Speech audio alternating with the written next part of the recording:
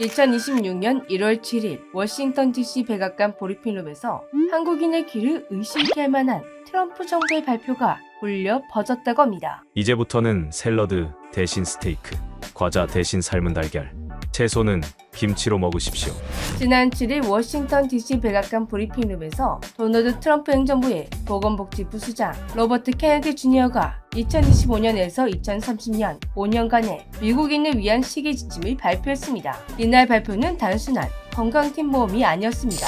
미국 전국민 식생활의 방향을 통째로 뒤집는 새 시기 지침이라고 합니다. 학교 급식표는 무엇을 올릴지, 군인들에게는 어떤 식단을 제공할지, 저소득층에게 지급되는 식품 쿠폰으로 무엇을 사게 할지까지 좌우하는 말 그대로 식생활 헌법이라고 할 수 있습니다. 이 시기 지침은 트럼프 미 대통령과 보건복지부 장관 로버트 케네디 주니어의 이념이 대중화한 미국을 다시 건강하게를 실제 정책으로 구현한 첫 번째 굵직한 결과물이라고 하는데요. 이번 지침의 특징을 한 줄로 정리하면 탄수화물의 시대는 정말 고기, 지방, 발효 시대의 역습이었습니다. 케네디 주니어 장관은 오랫동안 미국인이 비만과 만성질환에 시달리는 것은 개인 의지의 탓이 아니라 정부와 기업이 저지 가공식품을 밀어붙였기 때문이라고 주장해온 인물입니다. 그는 브리핑에서 수십 년 동안 음식 비슷한 것들을 건강식이라 속여온 거짓말이 오늘 끝났다라고 선언했습니다. 가장 먼저 눈에 띈 변화는 단백질 권장량의 대폭 상향이었습니다. 지금까지 미국 정부는 체중 2kg당 0.8g 정도의 단백질 섭취를 권장해왔습니다. 하지만 새 지침은 그 기준을 1.2에서 2.6g으로 끌어올렸습니다. 한때 미국에서 심혈관 질환의 주범으로 찍혀 눈치를 보던 소고기와 돼지고기 같은 붉은 고기의 억울함이 시원하게 풀리는 순간이었는데요. 근육이 한참 자라야 할 청소년, 중년 이후 근 감소가 걱정되는 사람들에게 밥보다 단백질, 특히 고기를 더 챙겨 먹으라고 적극적으로 권하고 있습니다. 반대로 미국 마트 진열대를 빼곡하게 채우고 있던 초가공식품들은 직격탄을 맞았습니다. 소시지, 과자, 냉동 피자, 설탕이 잔뜩 들어간 시리얼처럼 공장에서 여러 단계를 거쳐 만들어지고 각종 첨가물이 들어간 초가공식품에 대해 이전 지침은 균형 잡힌 식단 같은 애매한 표현으로 오해했었습니다. 하지만 이번 시기 지침은 돌려 말하지 않았습니다. 초가공식품을 먹지 마라, 이렇게 못을 박았습니다. 그동안 미국인들이 몇 끼 챙겨 먹던 흰빵, 흰 밀가루로 만든 페이스트리, 설탕 가득한 음료를 이제는 외면하고 대신 통곡물을 하루 2에서 4회로 규칙적으로 섭취하라고 강력히 말하고 있습니다. 포장지의 원재료 이름보다 화학성분 이름이 더 길게 적혀있으면 피하라는 현실적인 조언도 뒤따랐습니다. 이번 지침에서 특히 논란을 부른 대목은 지방에 대한 태도 변화였습니다. 그동안 미국 정부는 포화지방을 심장병의 주범으로 규정하며 수십 년 동안 저지방 열풍을 이끌어왔습니다. 무지방 우유, 저지방 요거트, 식물성 기름이 건강식 3종 세트처럼 포장됐던 시기였죠.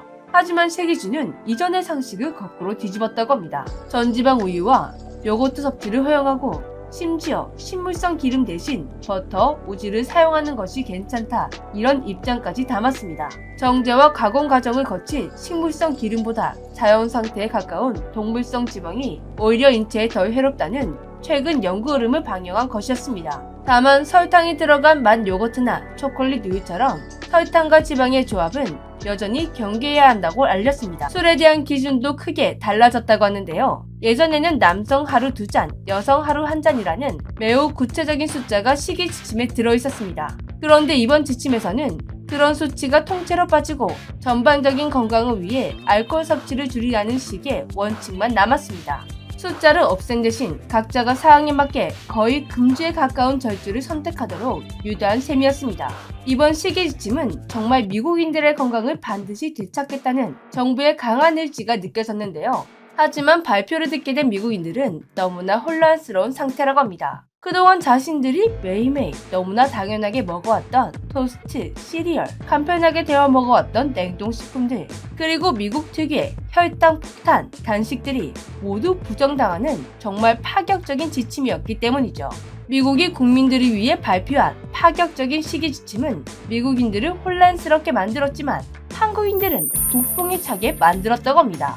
미국 정부가 공식 발표한 국가 식생활 지침에 우리 김치가 등장했기 때문인데요.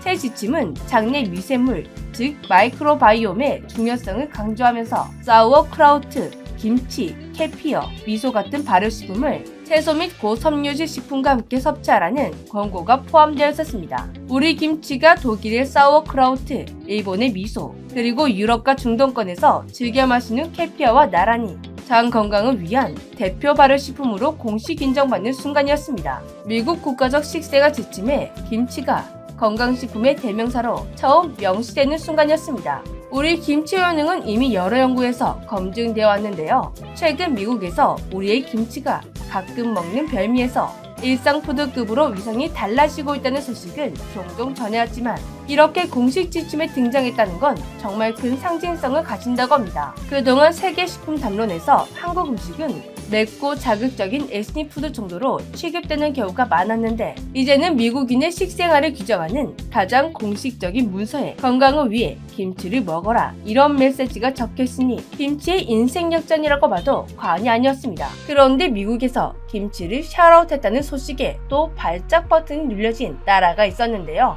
네, 역시나 중국이었습니다. 몇 년 전부터 중국에서는 김치를 자국의 음식 파오차이의 한 종류로 규정하려는 움직임이 이어져 왔습니다. 중국 SNS에는 이미 김치는 원래 우리 것인데 미국이 한국 김치를 공식 인정했다는 내용의 글들이 분노 섞인 어조로 공유되고 있었습니다. 평소 밥을 먹을 때 김치를 먹지도 않는 사람들이 왜 이렇게까지 김치에 집착하는 건지 정말 이해가 가지 않는데요. 중국의 분노가 허무할 정도로 김치는 이미 한국 음식이라고 전 세계에 알려져 있습니다. 특히 이번에 미국 정부 문서에 김치라는 한국식 표기가 그대로 들어간 것은 공식적으로 김치가 한국의 고유 음식이라는 걸 다시 한번 못 박는 것이었습니다. 이번 발표는 세계 한 번 더 김치가 한국 음식이라는 걸 알리는 동시에 김치와 발효식품이 단순한 K컬처를 넘어 K헬스의 상징으로 인정받는 계기가 된 것 같습니다. 그런데 새 시기 지침 발표가 있기 전부터 일부 미국인들은 이미 자연스럽게 지침을 실천하고 있었다고 하는데요. 미국의 한식이 유행하게 되면서 일부 미국인들은 이미 식단에 많은 변화가 찾아왔기 때문입니다. 점심시간에 샌드위치, 햄버거, 달달한 음료나 커피를 먹는 대신 비빔밥, 순두부찌개, 김밥을 먹는 미국인들이 늘고 있고 아이들의 아침으로 시리얼 대신 잘 씌어진 밥에 김을 싸서 먹이는 미국 엄마들이 많아지고 있습니다. 이미 많은 미국인들에게 한식은 건강식이라는 인식이 쌓이는 중인데요.